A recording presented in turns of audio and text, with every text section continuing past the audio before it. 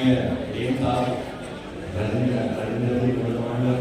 हमारे संजय जोशी जी उपनिदेशक मधुसूदन साहब और उपस्थित सभी गणमान्य नागरिकगण, विद्यार्थियों और शिक्षकों, जैसा कि आपको वक्ताओं ने बताया कि आज निर्वाचन आयोग की स्थापना हुई थी, इसलिए आज 25 जनवरी के दिन हम 2011 से चुनाव हैं।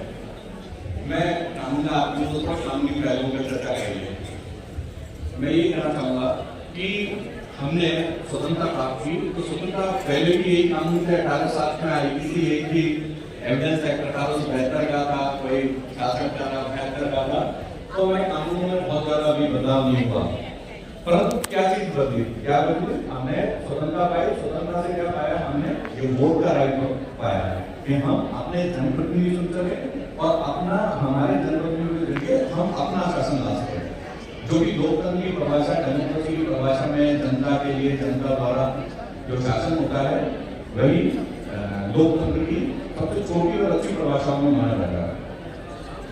लोकतंत्र में जो है मतदान और मतदाता बहुत इंपॉर्टेंट होते हैं। और दूसरी सबसे बड़ी चीज है कि जैसे कि हमारा माननीय उच्चतम न्यायालय केशवानंद भारती भारत संघ के बहुत सारे कॉन्स्टिट्यूशन के बेसिक स्ट्रक्चर बताया, उनमें भी एक फ्री फेयर इलेक्शन का एक बेसिक फीचर बताया जिसको भी बदला नहीं जा सकता।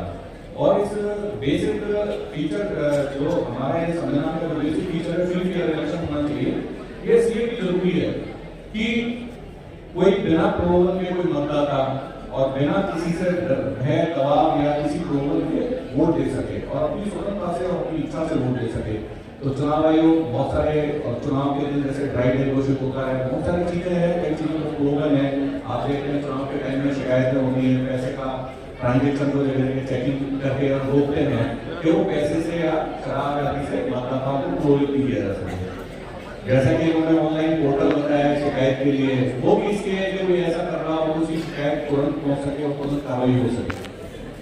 एक महत्वपूर्ण केस है राजनारायण बनाम इंदिरा गांधी का, उसके अलावा हाईकोर्ट ने तय किया फ्री फेयर इलेक्शन के लिए कि लोकतंत्र के लिए क्या चीज है, कैसे फ्री फेयर इलेक्शन होगा, ये सभी चीजें हमें जानने की जरूरत है। जैसे कि बात आती है कि डेमोक्रेसी में कि सब बहुमत का वो होता है, तो वोटिंग परसेंटेज इसलिए जरूरी है कि एक बार कहते हैं कि साहब इस सरकार को चुना तो 45% वोट करते हैं, इसलिए 50 तो नहीं विपक्ष वालों को मिले।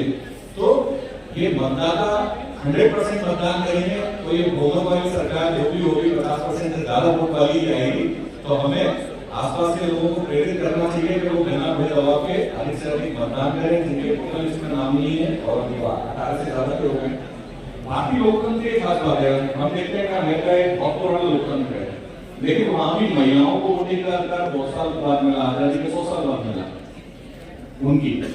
हमारे यहाँ शुरू से है, हमारे यहाँ ये महसूस किया कि युवाओं के वोट की उम्र पहले 21 साल थी, घटा करके दिया राजीव गांधी सरकार ने उसको 18 साल किया। तो आज की तारीख में युवा वोटर महत्वपूर्ण है। तो जो भी अब जो अभियान चल रहा है निरस्त बीएलओ वगैरह से अपने वोटर लिस्ट में जो एलिजिबल हो गए उनके नाम जुड़वाएं और अपने मताधिकार का प्रयोग करें।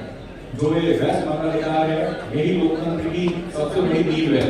अगर सभी वोटर अच्छे से वोट करेंगे, ज्यादा से ज्यादा वोट करेंगे, हम एक अच्छी सरकार और अच्छा लोकतंत्र बना पाएंगे। तो आज ये मतदाता दिवस में जो मतदाताओं की जागरूकता है, मतदान की जो प्रक्रिया है, चुनाव आयोग कैसे काम करता है, कैसे क्या चीजें हैं, इन सभी को जानने के लिए कार्यक्रम में आप इसका लाभ लें। मैं एडीएम साहब का बहुत आभार व्यक्त करूंगा, उन्होंने बुलाया मुझे। धन्यवाद।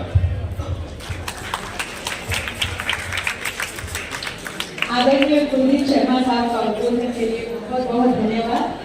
और यदि आप अखबार पढ़ते हैं तो हर दूसरे दिन एक खबर छपती है जिसमें हमें पता चलता है कि श्रीमान शर्मा साहब रैन बसेरे से जुड़ी है, वो रसोई चलती है, जिला रसोई, और जो बाल कल्याण से जुड़ी संस्थाएं हैं, महिला आश्रम है, वृद्धाश्रम है, उनका निरीक्षण करते हुए पाए जाते हैं और वहाँ पे जो भी अनियमितता चल रही है उससे संबंधित कठोर निर्देश देते हैं ताकि उन तक जो सरकार द्वारा और समाज द्वारा जो सुविधाएं दी जानी है वो सही तरीके से पहुंच सके।